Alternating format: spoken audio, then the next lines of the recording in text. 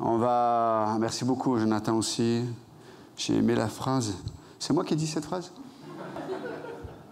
J'ai noté, parce que je ne sais pas qui l'a dit, mais elle était bien. Ok, on va tourner ensemble dans le livre de la Genèse, toujours dans notre étude du livre de la Genèse, Genèse 23. Alors, on ne va pas lire tout le passage parce ça nous prendrait beaucoup de temps.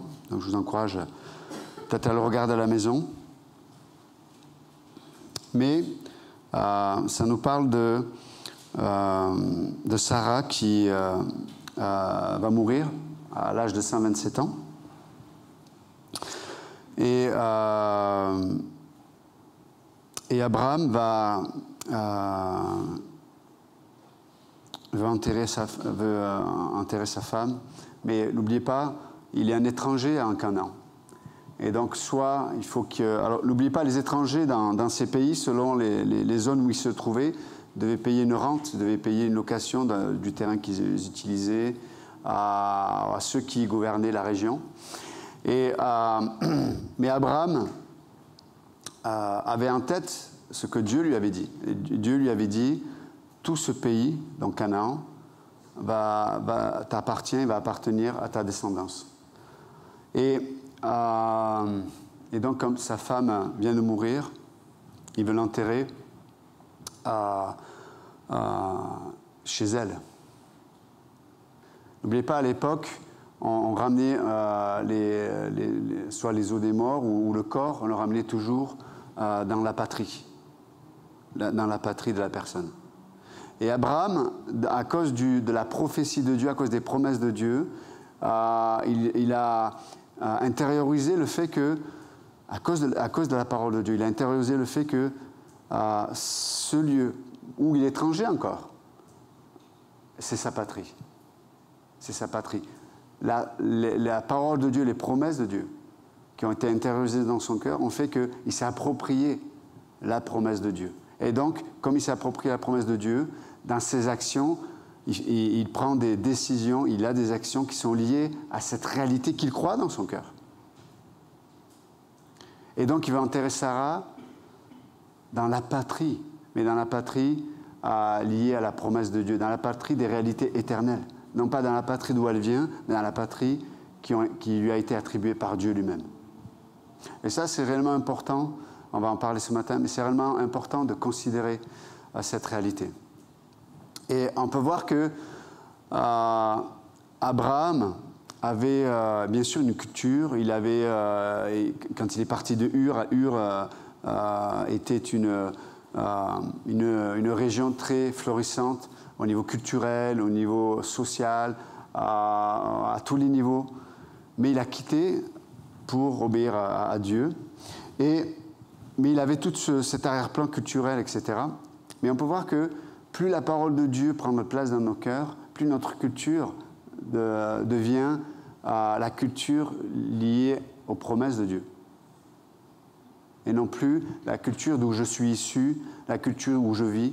Non, ce qui l'a influencé, ce n'était pas ce qui était à l'extérieur de lui, mais ce qui a influencé Abraham, c'était la culture qui s'était intériorisée à cause des promesses de Dieu.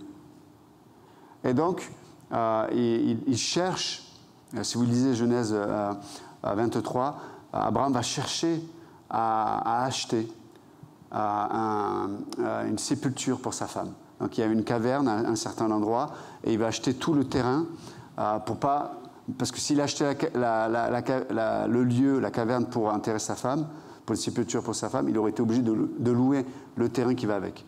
Donc Abraham veut tout acheter. Et si vous lisez le passage, on voit qu'il y a une discussion avec les Hittites, donc ceux qui gouvernaient le lieu où ils étaient à côté d'Hébron. Et donc, si vous lisez le passage, vous avez l'impression qu'ils veulent lui faire un cadeau, parce qu'ils lui disent « Non, vas-y, on te le donne ». Mais en fait, c'est une façon de parler. Je dis « On te le donne, mais ça va te coûter ». Des fois, on a des expressions un peu comme ça. Je dis « Non, vas-y, fais comme chez toi ». Mais il faut payer, quoi. Hein, tu sais. Donc, c'était un peu ça. Et donc, on voit qu'il y a une discussion. Et c'est gratuit, mais il faudra payer la rente quand même. Et Abraham, on voit l'humilité d'Abraham. Il va se prosterner devant les Hittites, alors qu'il était puissant à cette époque-là. Il se prosterne, dit non, je veux acheter cette caverne et le terrain qui se trouve à tel endroit. Et les Hittites lui disent, oui, le propriétaire, c'est Ephron. Et puis, il va avoir cette discussion avec lui. En définitif, le gars lui dit, au départ, il lui dit presque, je te le donne, mais à la fin, il lui fait un prix, mais qui est 4-5 fois le prix du terrain et de la caverne. Mais Abraham ne discute pas, Abraham ne négocie pas. Parce que la valeur qu'il voit à travers ce terrain, cette caverne, n'est pas liée à sa valeur actuelle. La caverne et toute la terre qui allait avec avait une valeur prophétique. Et donc, la question de ce matin, quelle est la valeur de la prophétie? Quelle est la valeur de la prophétie dans nos vies? Et quand je parle de la prophétie, quelle est la valeur des promesses de Dieu dans nos vies? Quelle est la valeur de ce que Dieu dit pour nos vies? Et selon le poids, parce que la valeur, ça part du poids, selon le poids que ça a dans nos âmes, dans nos cœurs et par la foi, ça va nous amener à avoir des priorités, ça va nous amener à avoir des actions, ça va nous amener à avoir une façon de penser. Et donc, ce chapitre est vraiment important, chapitre 23, parce que ça nous enseigne beaucoup de choses. Beaucoup de choses. Et on va lire juste quelques versets. La vie de Sarah fut de 127 ans. Telles sont les années de la vie de Sarah. Sarah mourut à Kirja Arba, qui est Hébron, dans le pays de Canaan. Et Abraham vint pour mener deuil sur Sarah et pour la pleurer.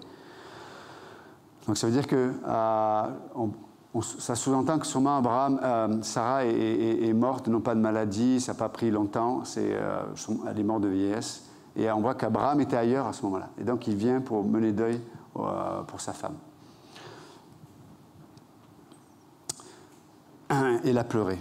Abraham se leva de devant son mort et parla ainsi au fils de Heth.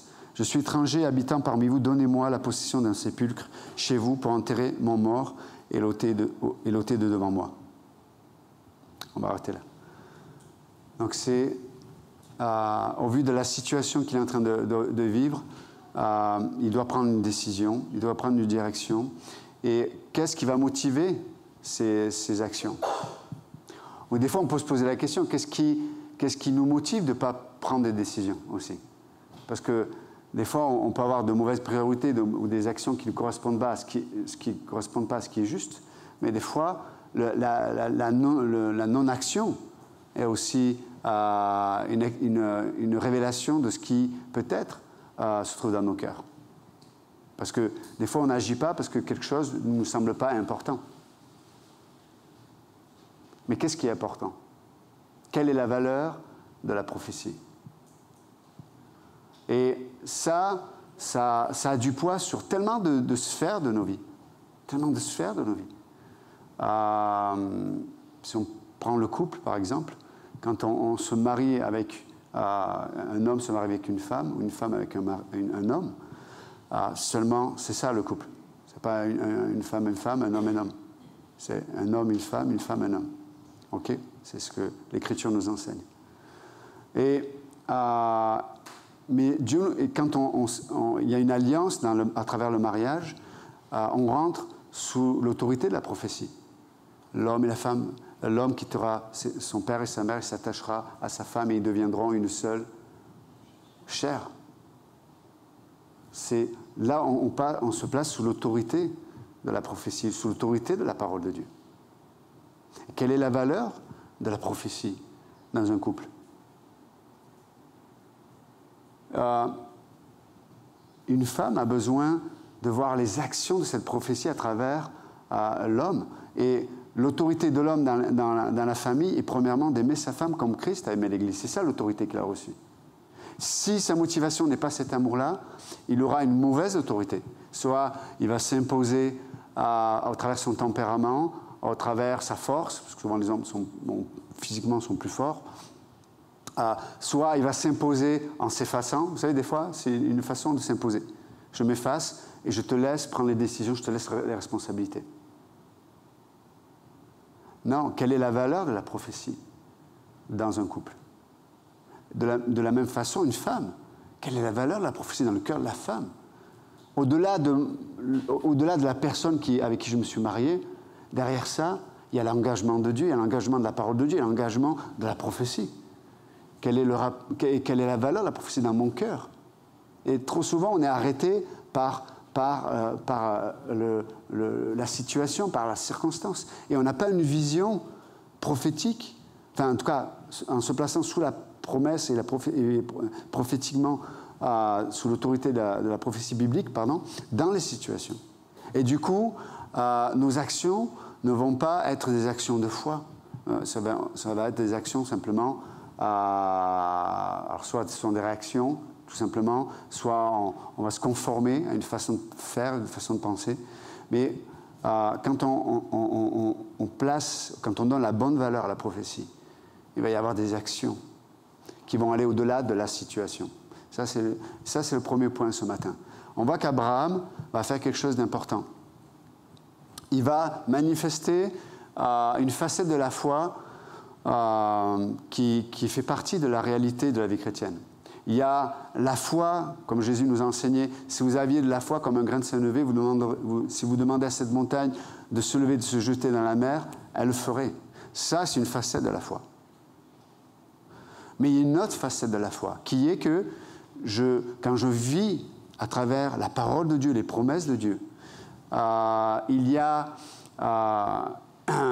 des actions, il y a des pensées, il y a des priorités qui vont nourrir et me donner une capacité dans ma foi pour que cette dernière soit suffisante pour la montagne qui sera là demain. Et j'aurai besoin de cette foi-là pour demain. Mais peut-être que dans les décisions, les priorités que je vais avoir aujourd'hui, mais ces décisions, ces priorités que je vais avoir aujourd'hui vont me donner cette capacité à avoir la foi suffisante pour demain. Et ça, c'est le premier point. Foi. J'ai mélangé foi et point. Donc, premier point, c'est la foi pour déplacer les montagnes maintenant, c'est une partie de la foi. Mais là, Abraham va manifester la foi maintenant pour préparer la foi de déplacer les montagnes de demain. Parce que je ne sais pas quelle montagne va apparaître dans ma vie demain. Ça peut être la maladie, ça peut être des problèmes financiers, ça peut être des problèmes de relations dans le couple, ça peut être des problèmes intérieurs aussi. Enfin, on a des crises spirituelles, on a des crises d'identité dans nos existences, parce que des fois on prend conscience de notre vie, on prend conscience de d'où on vient, on prend conscience de ce qu'on a vécu, on prend conscience de là où on va. Il y a comme une prise de conscience et ça peut créer des crises dans notre âme. Et dans ces crises, on peut faire face à la crainte. Parce qu'il y a beaucoup de questions dont on n'a pas la réponse. Il y a beaucoup de montagnes. Encore une fois, les montagnes, c'est des choses qui sont des épreuves, des choses qu'on ne sait pas comment on va pouvoir la déplacer. Et donc Abraham va, en tout cas dans ce moment-là, alors qu'il vient de perdre sa femme, bien sûr que l'Écriture dit il va mener deuil, il va pleurer, mais il va utiliser cette situation pour révéler ce qui était dans son cœur, dans ses pensées, au profond de lui, et ce qui régnait dans son âme. C'était la réalité prophétique. Je veux que ma femme soit enterrée dans sa patrie, parce que ce terrain-là, ce Canaan-là, nous a été donné par Dieu. Même si aujourd'hui on est étranger, il va le dire d'ailleurs avec les titres, nous sommes étrangers, mais dans sa tête, c'est notre patrie. Est-ce que vous êtes avec moi ? Et c'est vraiment important. Et on va dire que le terrain qui nous a été légué par Dieu, ce n'est pas ce monde, mais c'est notre âme. C'est notre âme. Le Canaan qui doit être conquis pour la réalité, pour les réalités spirituelles, c'est nous, c'est notre âme. C'est dans le corps de Christ, etc., etc. Ça, c'est ce terrain-là qu'on doit conquérir. C'est à travers ce terrain-là que nous devons avoir cette vision prophétique, et donc sur notre âme. Parce que Canaan, ça parle de la maturité spirituelle, bibliquement parlant. Si on l'associe de façon spirituelle à qui nous sommes. Donc, comment je peux aujourd'hui avoir cette foi pour préparer peut-être aux réalités des montagnes qui vont apparaître demain? C'est ça la vraie question. Vous savez, on est dans un temps de l'histoire, et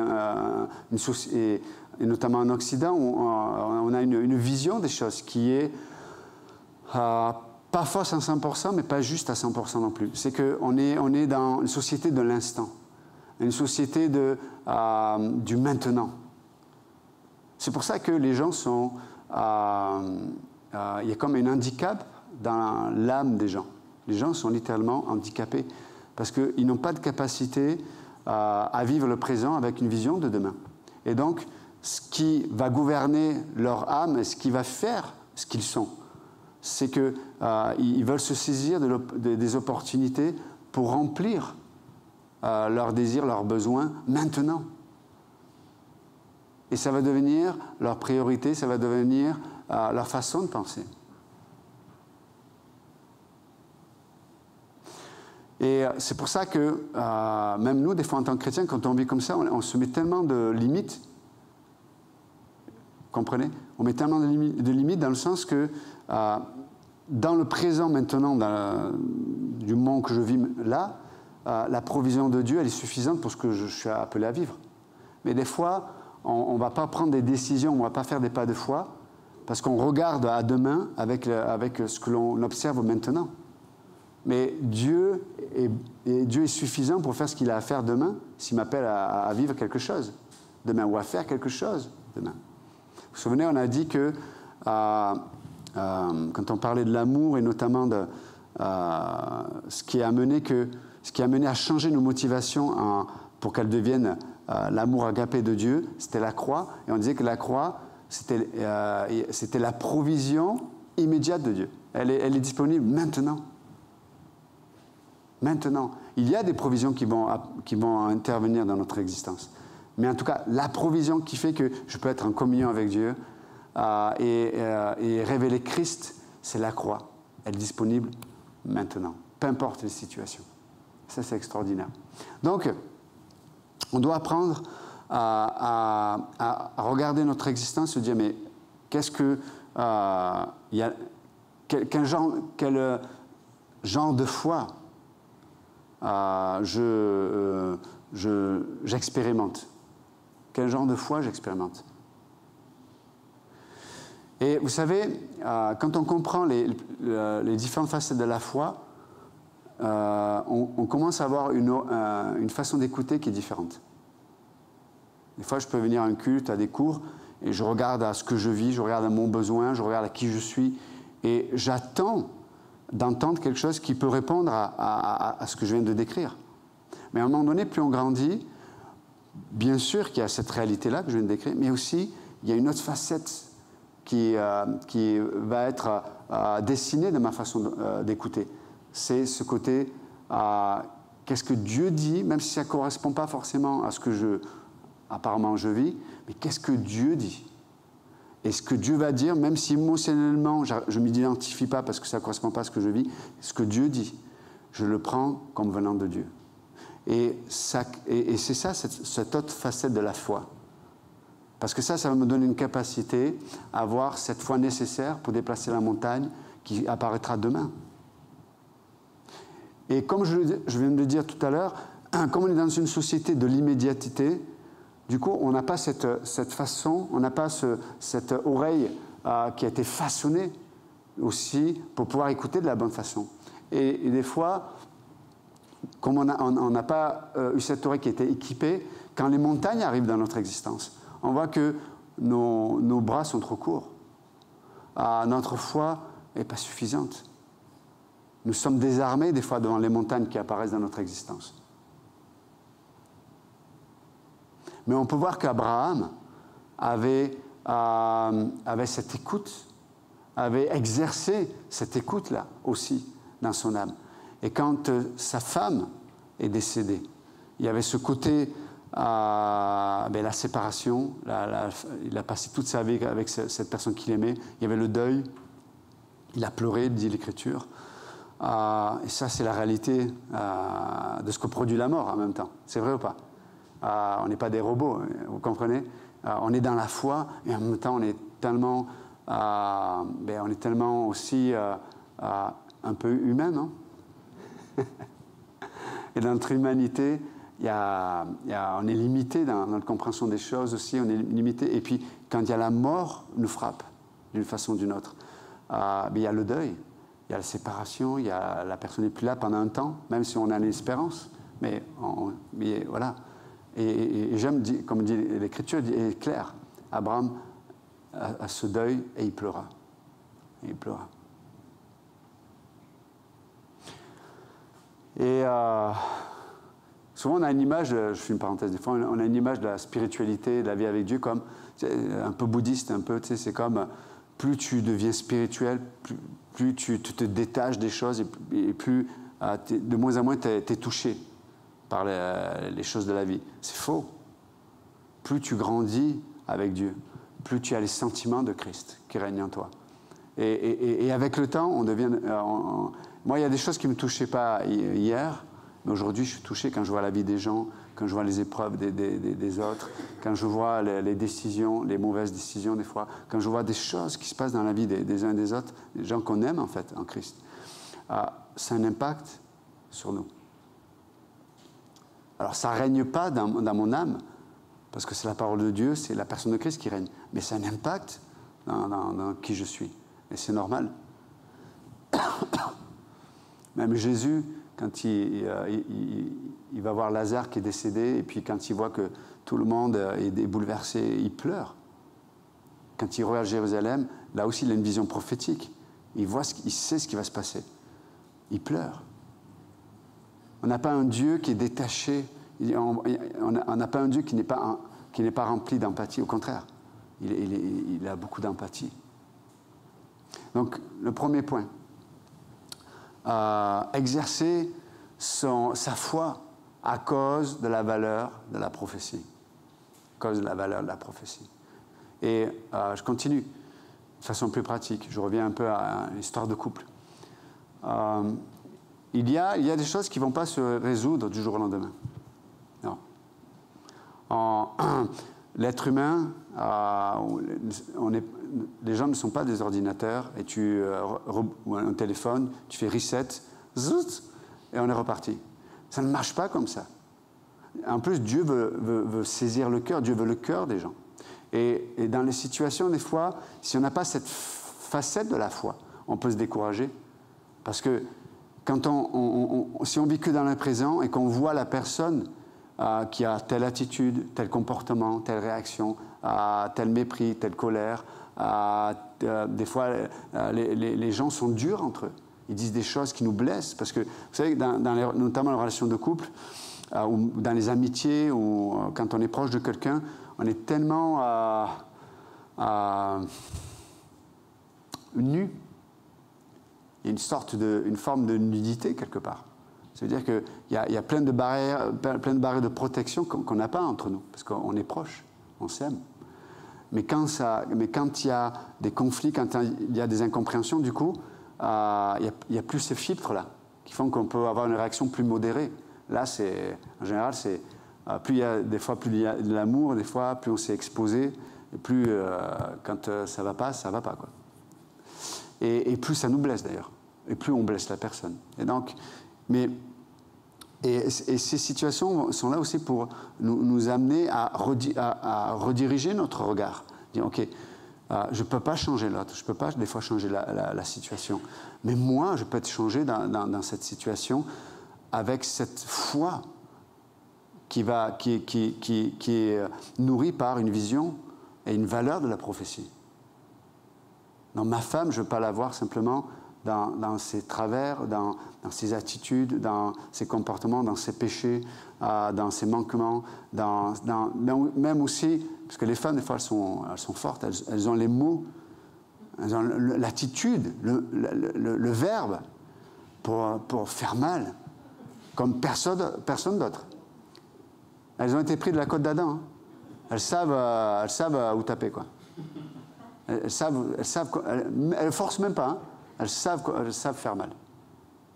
L'homme aussi, mais l'homme en est plus bestial, plus animal, on est plus... c'est moins subtil, voilà. C'est moins subtil. Moins subtil.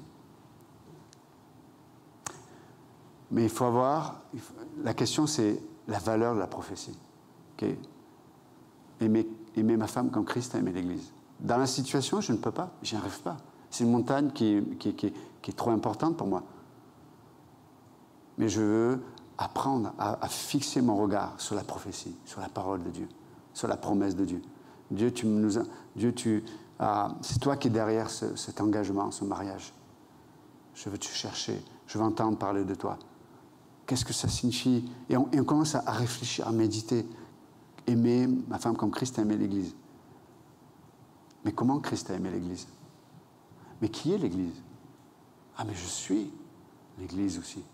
Comment Christ m'a aimé. Et tu commences à porter ton regard sur comment Christ t'aime. Mes amis, là, tu commences à comprendre. Cette foi qui va faire que demain, tu pourras déplacer la montagne. Je ne suis pas en train de dire que tu vas déplacer ta femme.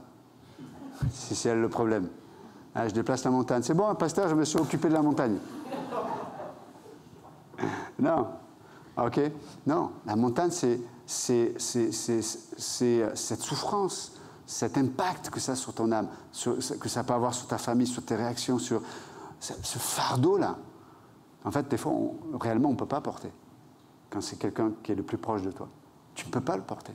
Il te ronge, il te détruit de l'intérieur. Quelle est la valeur de la prophétie? Comme Christ a aimé l'Église, comment Christ, et tu concentres sur comment Christ t'a aimé.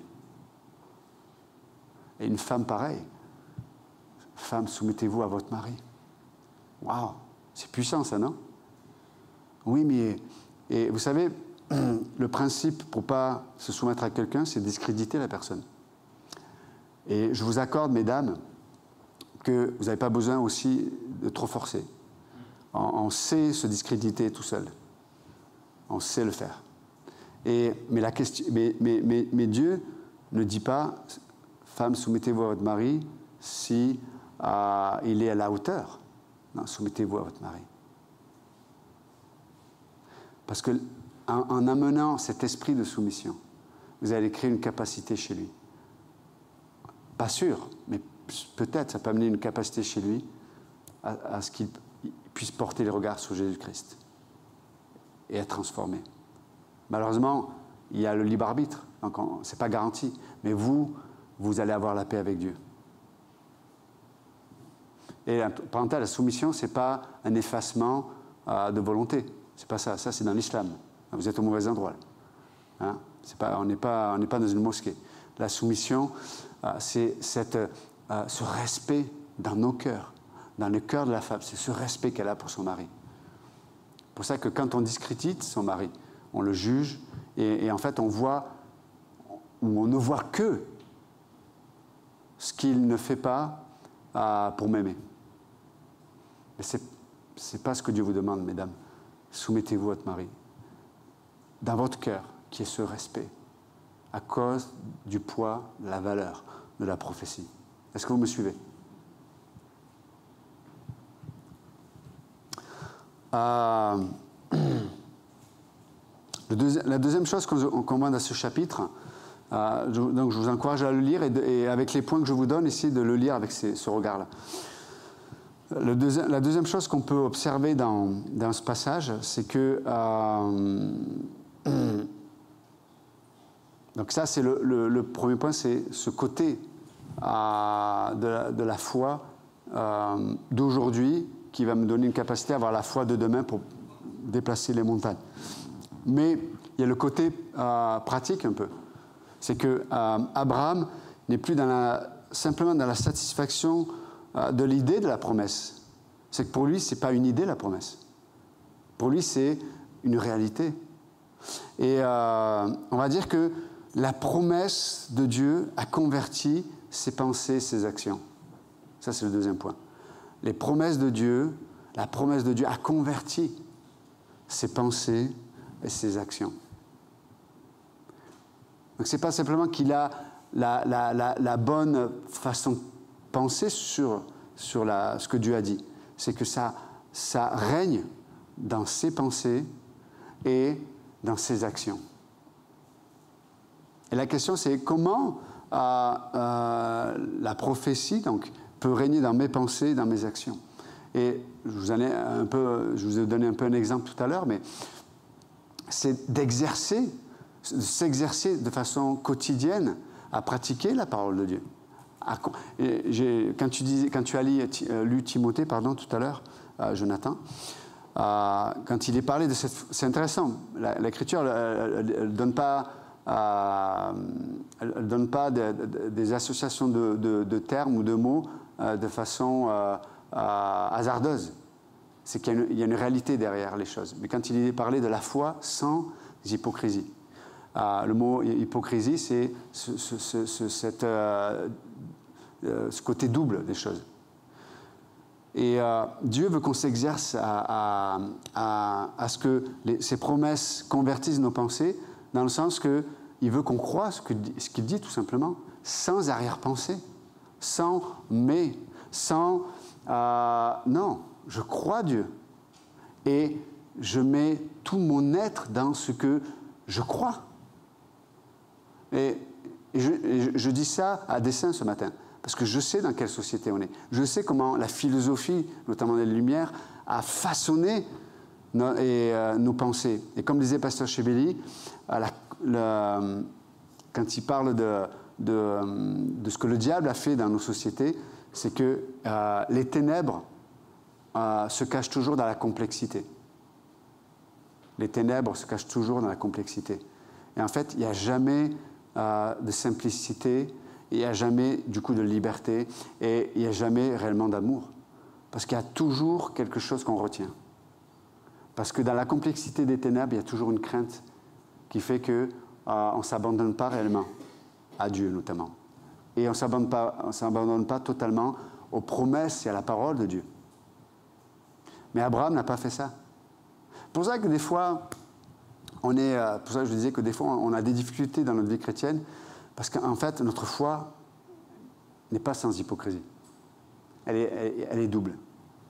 Alors, bien sûr qu'il y a des domaines où on est sur le chemin de la maturité, où Dieu nous éduque et on grandit, on va dire. Vous comprenez? Un peu comme cet homme, ce papa, vous vous souvenez, qu'il y avait un enfant qui était agité par les démons, et les disciples ont essayé d'exorciser l'enfant, ça n'a pas marché. Puis Jésus vient et il dit, mais le papa dit à Jésus, mais si tu peux. Et Jésus lui dit, comment si je peux? Tu sais pas qui je suis alors. C'est pas si je peux, c'est qu'est-ce que tu veux et qu'est-ce que tu crois, pour le dire autrement. C'est ça, nous en tant que chrétiens, c'est pas ce que je veux, mais c'est qu'est-ce que je crois de ce que Dieu dit. Et là, l'homme dit à Jésus, Seigneur, viens au secours de mon incrédulité. Donc on voit, il avait une bonne attitude. Il savait il avait du mal à se confier en Dieu parce qu'il avait eu la mauvaise expérience des disciples qui n'avaient pas réussi à guérir l'enfant. Et Jésus va le guérir. Donc c'est extraordinaire. Donc le deuxième point, c'est vraiment ça, c'est d'avoir cette foi où on n'a pas des raisonnements qui font que on met de côté, vous savez, on met de côté. Je te fais confiance, mais je garde quand même de côté un peu dans ma poche, quoi. Ouais, et c'est un peu cette idée-là. Dieu, je te fais confiance, mais quand même, je prépare le terrain au cas où tu m'oublies, quoi. C'est pas la foi, ça. Je reviens à une histoire de couple. Seigneur, je te fais confiance pour me soumettre à mon mari, mais quand même, je garde des billes s'il ne change pas, s'il n'a pas la bonne attitude, je garde ce qu'il faut pour taper là où ça fait mal. Ou je garde ce qu'il faut pour justifier ma dépression, pour justifier un divorce, pour justifier... Non. Seigneur, je me soumets à toi et j'obéis à ta parole. Je veux honorer mon mari. Je me souviens, il y a une sœur dans l'église qui est encore dans l'église, ça fait 40 ans qu'elle est dans le ministère aux États-Unis. Et elle s'est mariée avec un homme qui était dans l'église et on pensait qu'il était converti. En fait, quand ils se sont mariés rapidement, très, très rapidement, quelques mois après ou un an après, Le gars dit non, moi je ne vais plus à l'église, ça ne m'intéresse plus, je ne veux plus entendre parler, voilà, Dieu, tout ça, machin. Et cette femme a lutté longtemps, c'était vraiment, et elle était vraiment engagée, elle était vraiment... Et moi, ce qui m'a toujours touché dans cette sœur, c'est sa soif, son humilité, mais toujours son regard de foi par rapport à son mari. Toujours. Quand le gars, il faisait que des crasses, vraiment, le gars, il était... tu sais, tu as envie de lui dire, écoute, reste là, je vais lui parler à ton mari 2 secondes. Mais je vais lui parler à ma façon. Tu vois moi, je suis un peu italien, je parle avec les mains. Mais non, toujours édifiant, toujours vraiment, waouh, j'en revenais pas, quoi. Elle avait le poids de la prophétie. Le poids de la prophétie était plus lourd que le poids de sa souffrance. Le poids de la prophétie. Et du coup, elle avait une liberté, malgré elle n'était pas esclave de son mari, en fait, ou de son attitude. Elle avait une liberté en Christ incroyable. Alors, il ne la battait pas, il n'était pas violent, hein, mais voilà, il y a d'autres formes de violence aussi. Mais, donc, on peut voir que cette sœur, la parole de Dieu, la prophétie, avait converti ses pensées et ses actions. Vous êtes avec moi? Voilà. Voilà. Et quelqu'un pourrait entendre ce que je dis ce matin et se culpabiliser. Peut-être que vous avez subi un divorce, peut-être que vous avez vécu des choses difficiles. Vous dites, waouh, et vous vivez sous la condamnation. Non. Quel est le poids de la prophétie dans ce que je dis ce matin? Tu l'as rappelé, le pardon, la miséricorde. Tu ne peux pas changer le passé, ok, c'est fait, c'est fait. Mais là, maintenant, quel est le poids de la prophétie dans ton âme? Quel est le poids de la prophétie quand Dieu dit il n'y a plus de condamnation pour ceux qui sont en Jésus-Christ? Quel est le poids de la prophétie vous voyez ce que je veux dire? C'est très pratique. Et si vous pensez comme ça, sans une foi hypocrite, sans arrière-pensée, la parole de Dieu va convertir votre âme au travers de vos pensées. Et quand il y aura des moments difficiles comme le deuil, comme Abraham a perdu sa femme, au milieu du deuil, il va avoir une capacité à la foi, au discernement et utiliser même cette situation pour les réalités éternelles. Il va acheter ce terrain. 3e point, pour finir. Comme je le rappelais tout à l'heure, Abraham veut acheter le terrain et la caverne pour enterrer sa femme. Il ne veut pas louer. Il ne veut pas s'associer avec les Hittites. Et vous savez, la tribu des Hittites, c'est je l'ai marqué, c'est Heth, H-E-T-H. Heth, c'est celui qui est à l'origine de ces tribus. Ça signifie, c'est intéressant, ça signifie en français, mais si on le traduit en français, ça signifie terreur. Terreur. C'est intéressant quand même. Terreur. Abraham ne voulait pas s'associer avec ceux qui allaient nourrir sa crainte. Vous savez, beaucoup de motivations dans nos vies sont juste l'expression de la crainte. Beaucoup de nos motivations sont issues de la crainte. Les terreurs. Abraham a dit, je ne veux pas m'associer. Je vais payer le prix, même au-delà de la valeur du terrain et de la caverne. Je vais payer au-delà. Mais je ne veux pas m'associer avec vous. Je ne veux pas m'associer avec vous.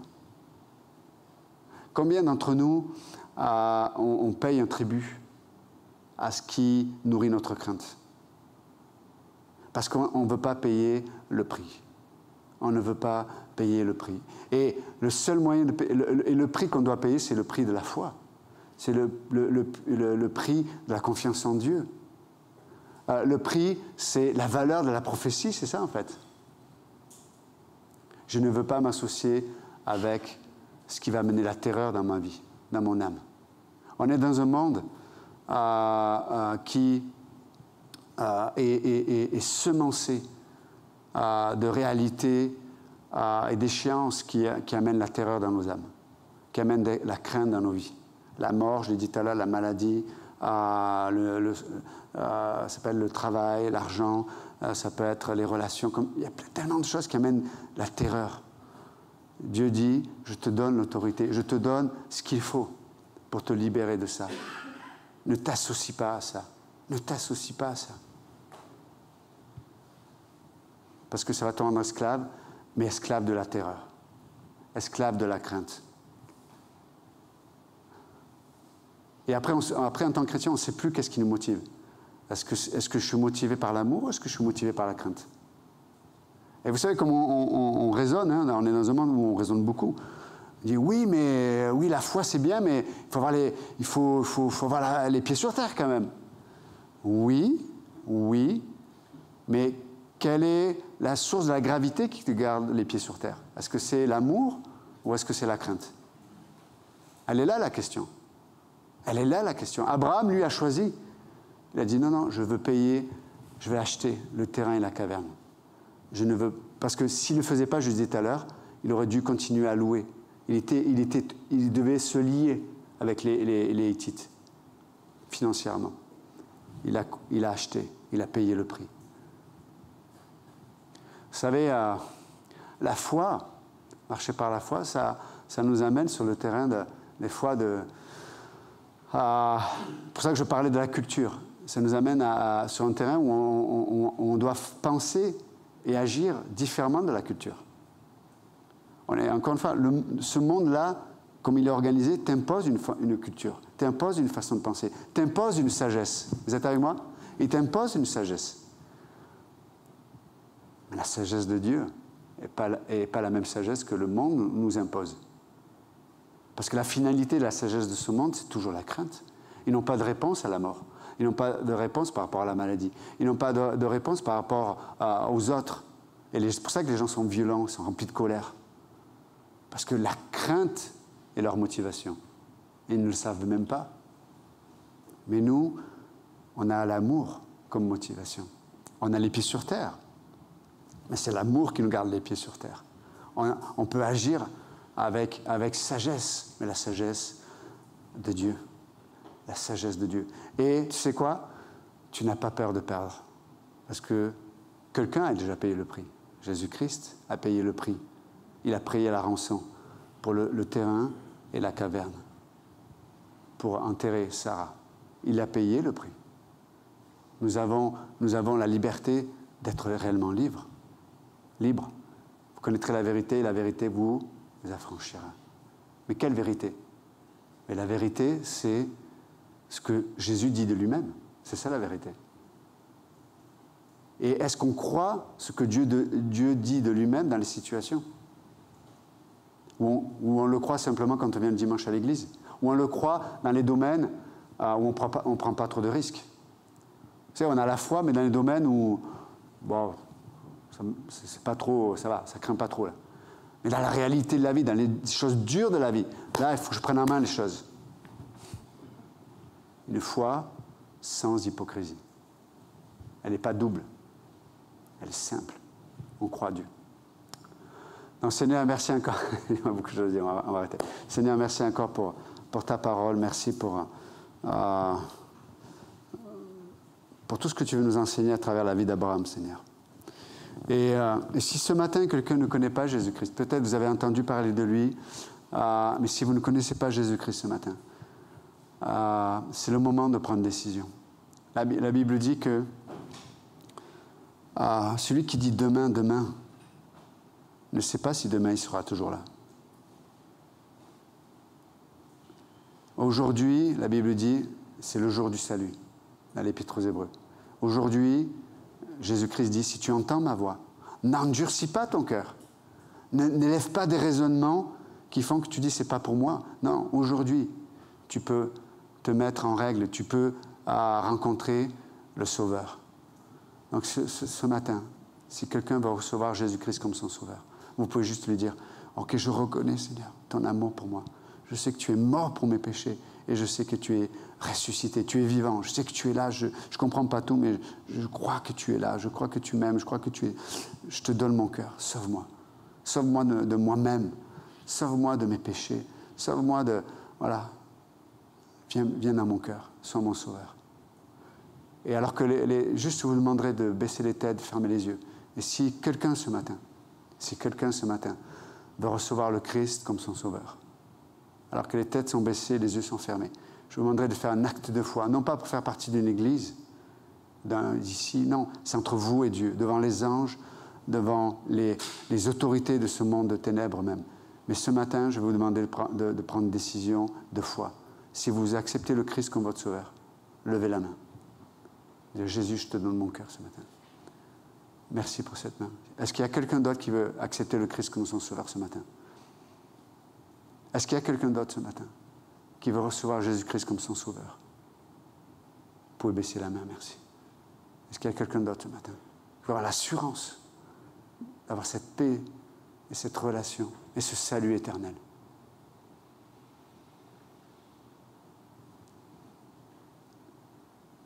Je le redis encore ce matin. Est-ce que quelqu'un veut donner sa vie au Christ ce matin?